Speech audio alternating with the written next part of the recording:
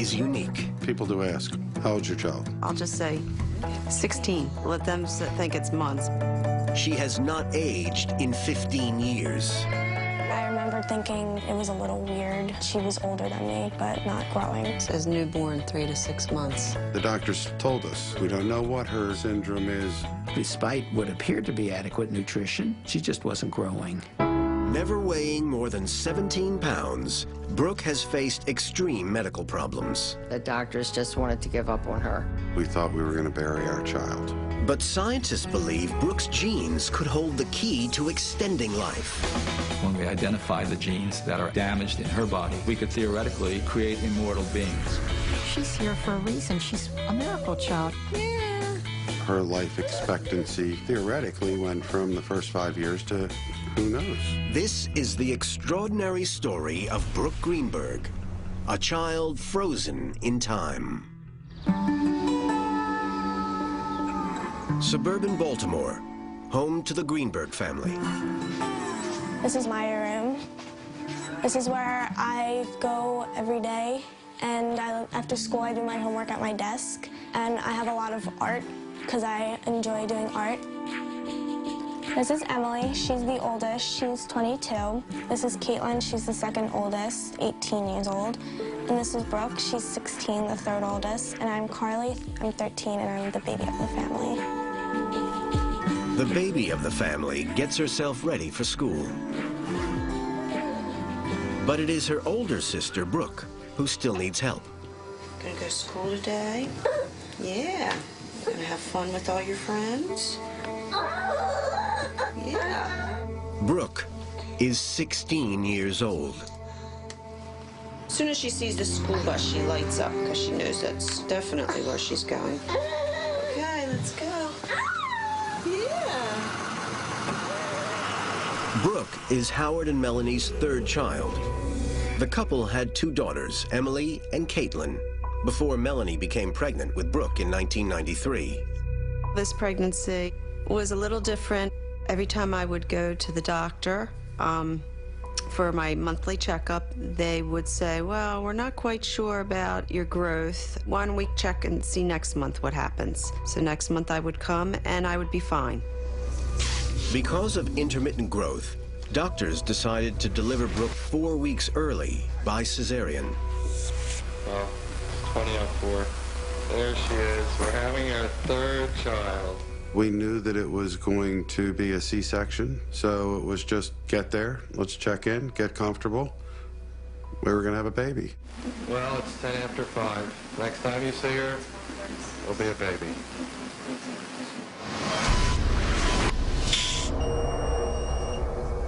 Baby okay? She's just a little small baby. We were told that there were some complications, and we visited, put our gowns on, and did what we had to do as a family for support. Brooke was to be in the natal intensive care unit for 5 weeks. As well as her low birth rate of only 4 pounds, there were other issues that concerned doctors. As we examined her more and more, even over the first 12, 24, 48 hours, realized there were some other unique features to her. Her hips were dislocated, and from the orthopedic standpoint, they were dislocated in a most unusual manner. Look at that leg just out there. But the leg's working and everything. Look at that. It was very clear to see that one of the legs was sort of flipping up in the back of her head because it was trying to go back into its normal position. It was a rare thing. They could fix it. It was no big deal. After a 5-week stay in the hospital and an operation to fix Brooke's hips, she was finally allowed to go home and begin life with her 2 elder sisters, who have played an important role in her life.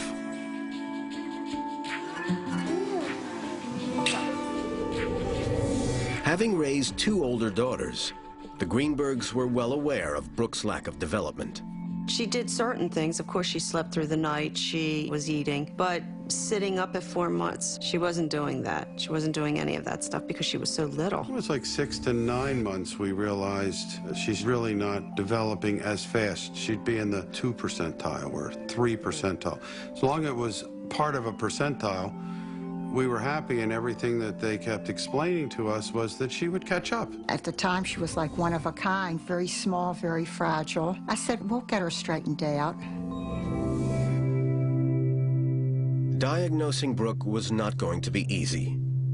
Doctors knew that her eyes and ears suggested a congenital disorder, but tests came back negative. Her lack of growth was also a mystery. Despite what appeared to be adequate nutrition, and had every reason to believe that she was taking in adequate calories and fluid volume, she just wasn't growing. In medicine, you'd like to be able to label something. The thing about Brooke is she doesn't fit anybody else. It's frustrating, but we don't always have the answers. With doctors unable to explain Brooke's lack of growth, they labeled her as having Syndrome X, an unknown condition. I didn't want to have a diagnosis because I didn't want to know what the future held. We just took each day as it is. Taking each day as it came was important to ensuring Emily and Caitlin had a normal life with their younger sister. We would always play and dance with her. We had like this little box, like this little cardboard box, and we would put like pillows in there and put her in there and just stroll around the house with her. She used to love to just like run with us holding her back, and probably not so safe, but like just up and back. Although Howard and Melanie were trying to make life normal for their 3 daughters, the lack of answers about Brooke's condition weighed heavily on them. The parents obviously were frustrated and very concerned, as were all the physicians who were involved. Our life was just going from one doctor to another doctor, getting no answers, nothing dramatic until she was up until 3 years old. And then when she hit 3, then our life came to a crashing halt. That's when she started to get really sick. She has a history of pulmonary problems that are quite significant. She was getting pneumonia an abnormal amount of time. Wheezing like someone who has asthma and great difficulty in breathing. They inserted a peg into her stomach. She has a history of seizures. It was told to us that Brooke had a stroke. It looked like these illnesses would be so devastating that nobody could have gotten through this. And yet she did. In 1996, Melanie became pregnant again.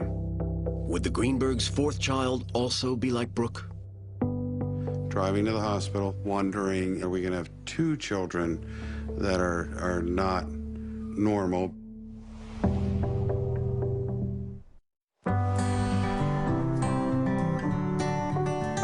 Brooke Greenberg was born with an unknown condition which meant she did not grow. At 3 years old, she weighed only 12 pounds, 20 pounds less than an average 3-year-old. In 1996, Melanie learned she was pregnant for the 4th time. Her children celebrated. Other family members were not so happy about the news. When Melanie told me she was pregnant, I was really upset because I thought something would happen to her that happened to Brooke. And we certainly didn't want that. The doctors consulted us that the chances of us having another child like Brooke were extremely rare. But driving to the hospital, wondering, are we going to have 2 children that are not normal? On the 12th of December, 1996, Carly Greenberg was born. Carly was born at 5'6" pounds. Carly was a much larger child. It seemed more normal. Everything was, okay, thank you, see you later, go home. She was free from Syndrome X. They were both in the same room. They both had cribs, both kind of on the same schedule. And then Carly very quickly surpassed Brooke.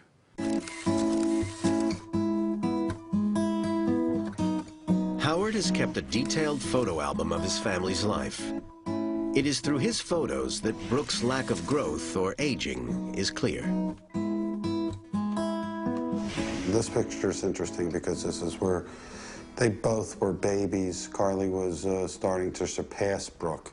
Brooke is 4 years old in this picture, and Carly is 2 years old in this picture. You could see the succession of Carly aging in most of my pictures, and that's the only way you can really tell, to be honest. If something else is in the picture that actually ages, such as our children, very distinct. I don't really remember like what age I was, but I remember just thinking that it was a little weird that she was older than me, but not growing. My parents explained it to me. She can't grow. She is like one of the only people in the world, and how she's so special. Carly is close to her older sister and has devised ways to keep her entertained. Honestly, I do not know why she likes this. It somewhat makes her giggles.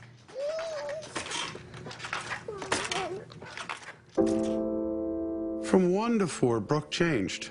She got a little bit bigger, but at 4 to 5, she stopped. We still thought that there would be hope.